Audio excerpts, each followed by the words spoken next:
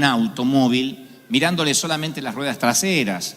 Nadie compraría una casa revisando nada más que uno de los cuartos, y nadie diría si una película es buena o mala mirando solamente 2 minutos. Y muchos venimos a la iglesia y vemos una partecita de Dios también.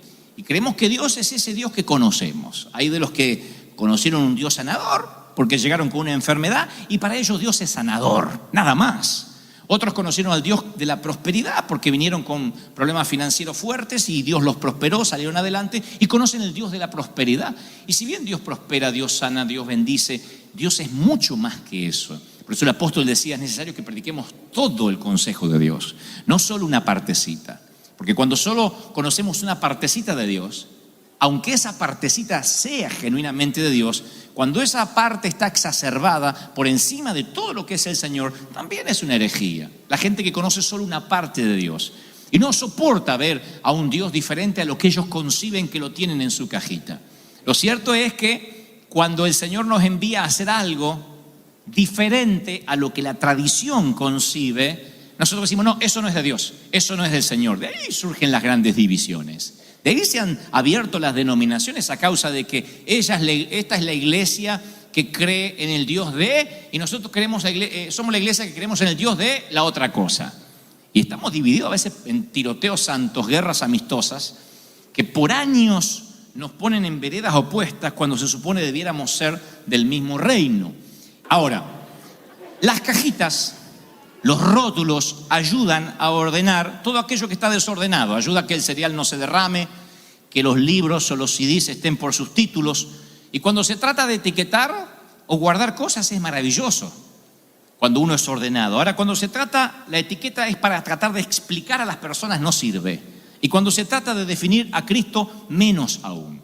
La Biblia narra que los contemporáneos palestinos de Jesús también intentaban etiquetar a Jesús. Entonces diseñaron una cantidad de cajitas, pero ninguna les sirvió. Lo llamaban revolucionario, pero resulta que Jesús decía que había que pagar impuestos. Lo tildaron de carpintero simplón. Sin embargo, les tapaba la boca a los eruditos y a los teólogos de la época. Fueron a ver cómo hacía milagros, lo desafiaron a que haga milagros y se rehusó a complacerlo. Era un judío que atraía a los gentiles, a los mundanos.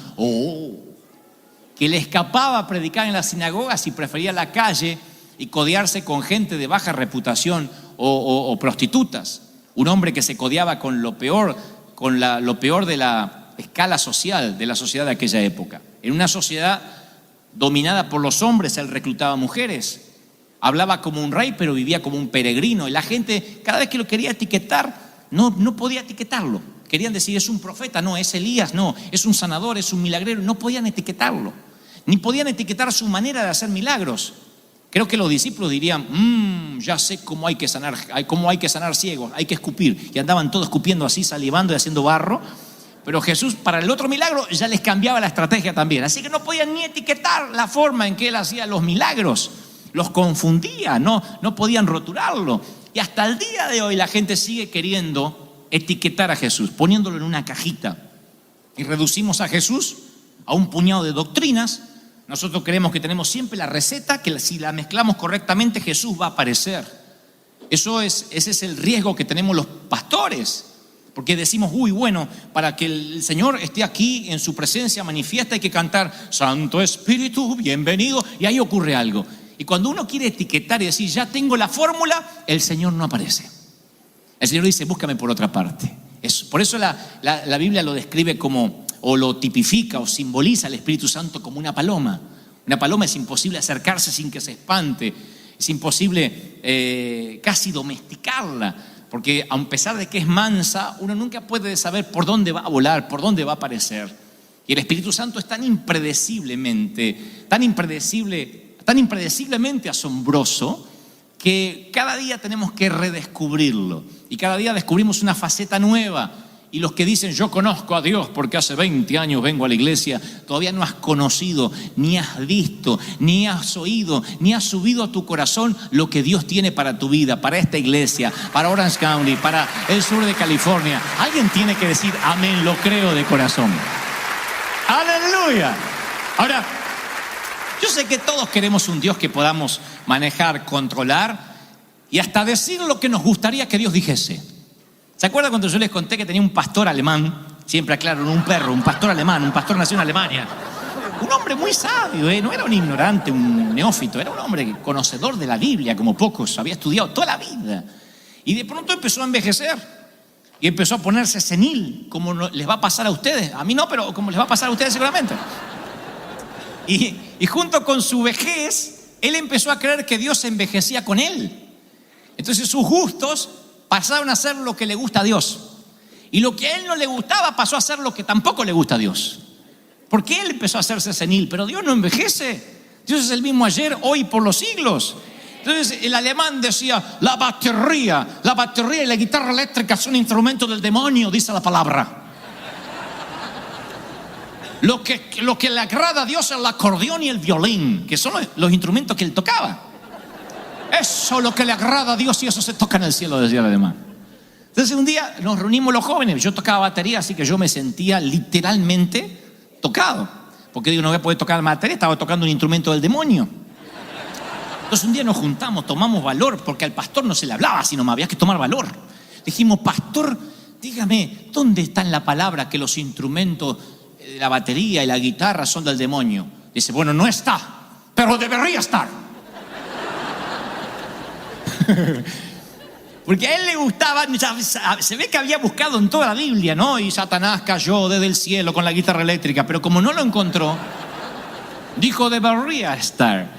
Y todavía hay gente que dice, eso es de Dios, aquello no es de Dios, y etiqueta porque le gusta un Dios que puede controlar y manejar. Y cuando algo sale de esa cajita, dice, es una herejía, eso no es de Dios. A mí me han criticado por años por decir, dice chistes en el púlpito, es un comediante. Ahora, si yo dijera, aleluya, tengo una palabra,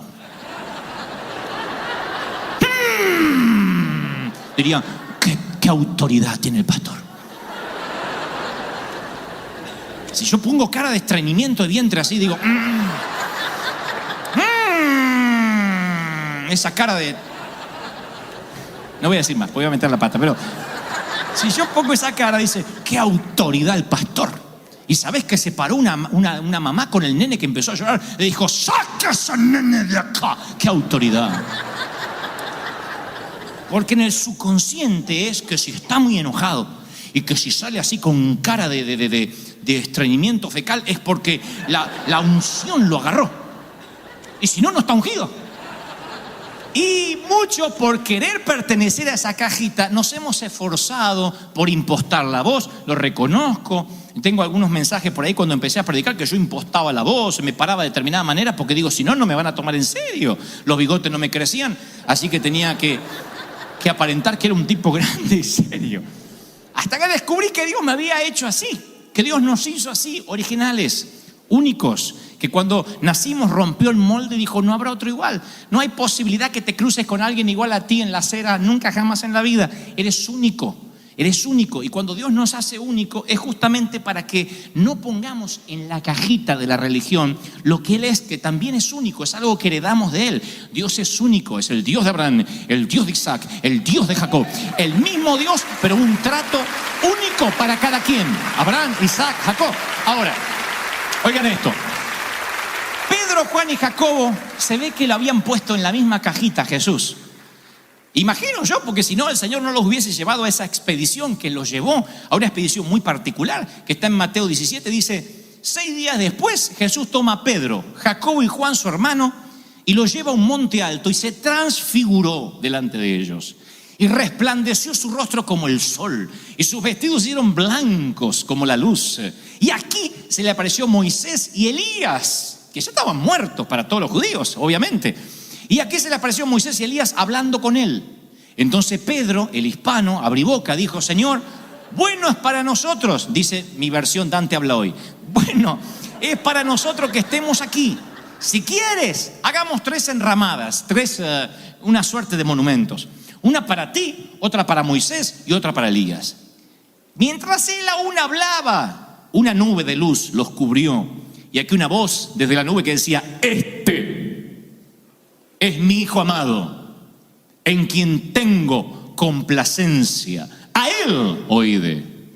Al oír esto, los discípulos se postraron sobre sus rostros y tuvieron gran temor. Entonces Jesús se le acercó y los tocó y le dijo: levantaos y no temáis.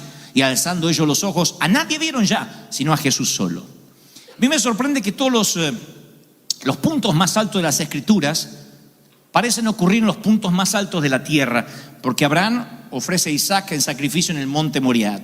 Moisés ve una zarza ardiendo que no se extingue en el monte Sinaí.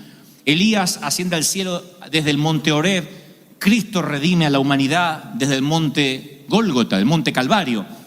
Y la mayoría de los historiadores ubica a este acontecimiento, el de la transfiguración, que ahora se los cuento rápido, en una montaña que tiene 3.000 metros de altura, llamado Monte Hermón, que todavía se puede ver allí hasta el día de hoy en Jerusalén.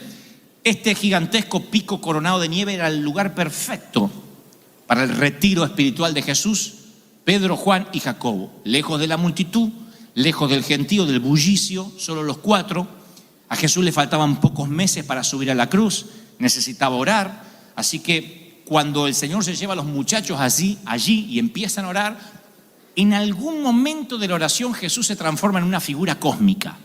Dice la Biblia, y se transfiguró delante de ellos, resplandeció su rostro como el sol y sus vestidos se hicieron blancos como la luz. O sea que el resplandor salía de cada poro de la piel y cada parte de la ropa. Marcos describiría esto diciendo: sus vestidos se volvieron muy blancos, de modo que ningún hombre en la tierra los podría haber hecho tan blancos. O sea, no era el trabajo de ningún cleaners, era la presencia de Dios. Y como dice la Escritura, Dios es luz y no hay tinieblas en Él. Él habita en la luz inaccesible. El Cristo transfigurado es el Cristo en su forma más pura. Y Pedro, Juan y Jacobo nunca lo habían visto así. O sea, a ver, lo vieron caminar sobre las aguas, lo vieron multiplicar peces y panes, lo vieron resucitar muertos, detener al viento con su voz, pero nunca lo habían visto como una antorcha encendida. Vieron a Jesús como nunca lo habían visto. Es como si como si el Señor les hubiese hecho un tour por el cielo, pero sin moverse del sitio. Eso fue una experiencia 4D, 5D, todas las D que se puedan imaginar. De repente se transformó en una antorcha encendida, pero recién Jesús estaba precalentando, porque ahora aparece Elías y Moisés, uno a la izquierda y otro a la derecha. El libertador de los judíos y el príncipe de los profetas allí. Estos dos eran los próceres para los judíos. Estos dos eran los próceres, el Washington y el Abraham Lincoln de los americanos. En todos los museos y los sitios de la época habría cuadros de ellos, de haber habido fotografías. Moisés y Elías eran los próceres y aparecen allí. De pronto es como que el Señor, Dios, corre el velo de la eternidad y ellos cruzan el umbral de la eternidad y vienen hacia aquí y están allí en ese monte y en el fuego de la montaña ahí al lado del Señor. Pedro, como les dije, se siente tan eufórico con lo que está viendo que mete la pata, habla. Por eso yo les dije el domingo pasado, esto es como migraciones, contesta lo que te preguntan. Pero ahí nadie le preguntó nada. Pero a Pedro no hay que preguntarle, Pedro siempre habla, va la lengua y después el cerebro al ratito atrás. Así que él habla. Y él dice, este es el momento para redimirme, para decir algo extraordinario. Y dice una torpeza. Dice, ¿por qué no hacemos 3 enramadas? En otras palabras, ¿por qué no hacemos 3 monumentos para ustedes? Están los 3 acá. Y ahí dice la Biblia que Pedro aún hablaba cuando Dios ni lo dejó terminar, porque lo dejaba terminar se iba a irar Dios. Así que ni lo dejó terminar y le dice, este es mi hijo amado, a él oíd. Pero Pedro ya lo quería meter en la cajita a Jesús de los 3 próceres más importantes de la historia. Ya lo quería meter con los otros 2. Y Dios dice, no, él es el único. No dijo, es el mejor de mis hijos, es uno de mis hijos, este es mi hijo amado, a él hoy no hay otro, no hay otro, no hay otro. Y Pedro, Juan y Jacobo ahora se sienten como tripulantes de un submarino llegando a la parte más profunda del océano. Se sienten como astronautas alunizando en la superficie lunar, llegando ahí diciendo, es increíble, han llegado donde nadie había podido llegar antes, sorprendidos, y ven la grandeza del Señor y dice, se postraron sobre sus rostros. Claro, ante tan grandeza cósmica, se postraron sobre sus rostros y tuvieron gran temor. El fuego de la montaña los llevó al temor de la montaña. Y es un temor saludable. Es el mismo que describió Daniel a decir: a tu presencia temblaron mis piernas. Es un temor saludable. No es un terror, ahora vamos a morir fulminados, sino que es un temor saludable. Del fuego pasaron al temor, porque se dieron cuenta que con quienes caminaban, con quienes almorzaban, con quienes cenaban y hasta dormían, era el que había puesto las estrellas como si fuesen piedras preciosas en el terciopelo del cielo. Se dieron cuenta que ese que estaba allí era el que había alineado las montañas, el que había metido los océanos en sus cauces, el que había puesto el cosmos en su lugar y acomodado los planetas, el que se llevó a los profetas en carros y el que dejó maldiciendo al faraón viendo cómo sus oficiales tragaban agua del Mar Rojo. Ese era él. Ahí se dieron cuenta que cuando él decía: el yo soy el que me ha visto a mí, ha visto al Padre, ahí entendieron que era Dios. Antes no se habían dado cuenta, o sea, no les había caído, como dicen algunos, no les había caído la moneda. Y los discípulos entendieron a tal punto que pusieron sus caras en el suelo. Y no tuvieron ese miedo que te quita el temor y te quita la paz. Este temor es diferente. Es el temor a cuando Dios sale de tu cajita y Dios es más grande de lo que creías conocer los domingos. Pregunta, iglesia amada, ¿cuánto hace que no tienes ese temor? ¿Cuánto hace que Dios rompió tus protocolos, salió de tus márgenes mentales y lo viste de una manera distinta, divergente, y te agarró temor? Porque cuando te acostumbras, lo sagrado se vuelve común. Cuando dices, todo se trata de hacer la fila, llegar temprano, cantar unas canciones, poner la ofrenda, escuchar el mensaje e ir a casa, metimos a Jesús en la cajita. Cuando los pastores dicen: hey, conozco la fórmula hasta para que Dios sane, es orar por la sanidad, reprender los espíritus y hacer una fila de testimonios. Ya tengo la fórmula. Ahí puede haber sanidades, pero puede que Dios no esté. Cuando tratamos de meter a Dios en un canon, en una cajita, etiquetamos a Dios, lo sagrado se vuelve común. Y pregunto, ¿cuándo fue la última vez que una nueva comprensión de Cristo te dejó sin aire y te hizo doblar las rodillas?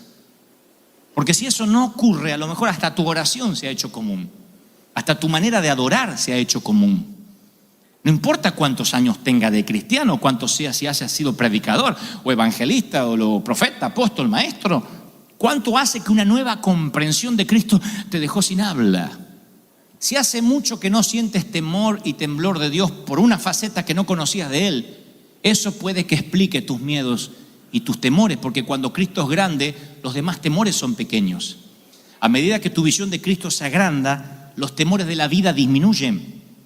Un Cristo pequeño, un Cristo de domingo, no tiene poder sobre las células cancerígenas, no tiene poder sobre los colapsos financieros, sobre las calamidades familiares. Puede ser un Cristo portátil que te cabe en la cartera o en el estante, pero que no hace nada por tus temores. Y creo que Jesús vio que sus discípulos lo estaban metiendo en una cajita, y como vio el futuro que les esperaba a sus discípulos, las persecuciones de Nerón, las cárceles de Jerusalén, las cárceles de Roma, las demandas de la iglesia, dijo: a menos que ellos vean lo que yo soy, les muestre una faceta que no hayan visto, no van a poder resistir. Porque un Dios en versión del tamaño de una cajita no les iba a servir, y entonces les quitó los márgenes de las ideas preconcebidas. Se transfiguró delante de ellos. ¿No será que necesitas conocer a ese Cristo de esa forma, aunque tengas años de haberte entregado al Señor? ¿No será que hace mucho que no te metes en la habitación y necesitas ver al Señor cuya boca sale fuego sagrado y decir: wow? ¿Cuánto hace que dice: Señor, la presencia no me envuelve? Y no se trata de decir: es que yo soy de recibir de otra forma, a mí no me gusta perder la cordura. Se trata que cuando el Señor se transfigura delante tuyo y te muestra su poder y su gloria y se ilumina, no hay rodilla que pueda permanecer sin doblarse, no hay rostro que pueda permanecer mirando hacia el frente. ¿Están conmigo, sí o no? Sube conmigo, vamos al monte juntos. Es lo que trato de hacer cada fin de semana, cada domingo y cada lugar donde el Señor me da la providencia de predicar. Invito a la gente a dar una mirada al único, al Rey resplandeciente. Voy a iglesias que creen que lo saben todo y me dicen cosas como: hey, predica 18 minutos, es lo que la gente necesita, Ya lo sacamos por estadística. Y 1 hora de servicio, porque acá la gente si no se va enojada que tiene que almorzar. Es lo que descubrimos, más la gente se aburre y se va. Y cuando el clientelismo empieza a crecer en vez de los discípulos, cuando se trata de que la gente esté cómoda en vez de adorar al Rey, Jesús se hace cada vez más chiquitito, más chiquitito, más chiquitito. Hasta el punto que esa gente no tiene temor de pecar, ni de maldecir. O de un día decir, me voy de vacaciones y deja de ir a la iglesia. O con la misma seguridad que hoy alaba a Dios, mañana dice, me enfrié, me fui al mundo. ¿Ustedes creen que los discípulos, específicamente Pedro, Juan y Jacobo, se habrán enfriado después de haber esta tamaña revelación? Cuando estás allí delante de Él y descubres un Rey que no habías conocido nunca, todos tus temores se derriten como cubitos de hielo sobre la acera en verano. Todos los miedos al colapso, a la enfermedad, no tienes temor a nada, sientes que eres invencible. Puedes decir lo que dijo David, Jehová es mi luz y mi salvación. ¿De quién voy a temer? ¿A quién le voy a tener miedo? Jehová es mi luz. ¡Wow! Y mi querido, no es que Dios cambie, nosotros cambiamos al ver más de Él. Vemos dimensiones, aspectos, características que no habíamos visto antes. No podemos definir a Cristo una doctrina, a una denominación, a lo que dijo tal apóstol. No podemos definirlo. No podemos decir, la estrategia evangelística que resulta es esta, hay que moverse por esto. Gloria a Dios por las diferentes estrategias que Dios le da a distintos hombres de Dios. Pero no podemos etiquetar nunca lo que Dios quiere hacer. Nunca. Porque cuando queremos meter a Dios en una cajita, es cuando estamos reteniendo el mover de Dios. Voy a terminar con esto. En Hechos 15 hay una crónica de una reunión de board, de concilio, que hicieron los discípulos, porque el famoso concilio de Jerusalén, porque habían visto que los gentiles estaban recibiendo al Espíritu Santo, no eran judíos. Quiero que por un momento, son unos minutos, se pongan en los zapatos de los judíos. Ellos guardaban la ley, habían leído la Torá, sabía quién era Moisés, quién había sido Elías, sabían todo. Los gentiles venían del politeísmo, de tener muchos dioses. Lo habían adquirido de la cultura griega. No sabían quién era Moisés, no tenían ni idea quién era Abraham, no sabían quién eran los padres de la fe, no sabían nada del Éxodo, no sabían nada, no sabían ni cómo lucían los profetas, ni nada, ni quién había sido Juan el Bautista siquiera. Pero eran llenos del Espíritu Santo y predicaban y ocurrían milagros. Gentiles, no estaban circuncidados, no pertenecían al club exclusivo de los judíos puros. Entonces tenían que hacer algo, o paraban esto para preservar la identidad judía, o lo dejaban estar. Y hubo una discusión ahí acalorada, ¿qué hacemos? Porque los milagros son reales. Sí, son reales. Pablo y Bernabé dicen, sí, son reales. Dios los usa. Yo considero, dice el apóstol, que debemos dejar de ponerle trabas a los gentiles. Vamos a dejar de ponerle trabas, porque le ha parecido bien al Espíritu Santo, aunque sale de nuestra cajita, aunque no lo hubiésemos hecho de esa manera nosotros no le vamos a imponer una carga que no es necesaria. Y el resto es historia. El Evangelio se empieza a extender por todo el mundo con más fuerza que nunca. Mis queridos, estamos al pie del mismo umbral otra vez. El Señor me ha mostrado que viene una enorme cosecha que llega por la gente menos pensada, gente que sabe poco de religión, gente que no sabe mucho de teología. Y ya hay, como en el concilio de Jerusalén, la gente que está diciendo, ¿vamos a detener este mover del Espíritu para salvar el Jesús de la cajita? ¿O vamos a aceptar el riesgo de dejarlos que ellos sigan creciendo? Y nosotros el riesgo de ser incomprendidos por la comunidad religiosa. Porque cuando uno se ensucia con las almas de los hombres, hay gente que le molesta, dice, este es un evangelio poco higiénico. Hay gente que le molesta cuando una iglesia crece. Recuerden lo que nos decían las iglesias cuando queríamos rentar. No, son muchos, son demasiados. Si fuesen 300 le rentamos, pero son demasiados, son muchos. Sí, pero entran en el edificio, sí, pero ensucian mucho. Pero no se trata de salvar almas, pero es mucho problema. Así que hay gente que prefiere tener un Cristo de cajita. No más de 200 personas, tal vez 500 para Easter, y nadie me moleste más hasta la próxima Navidad.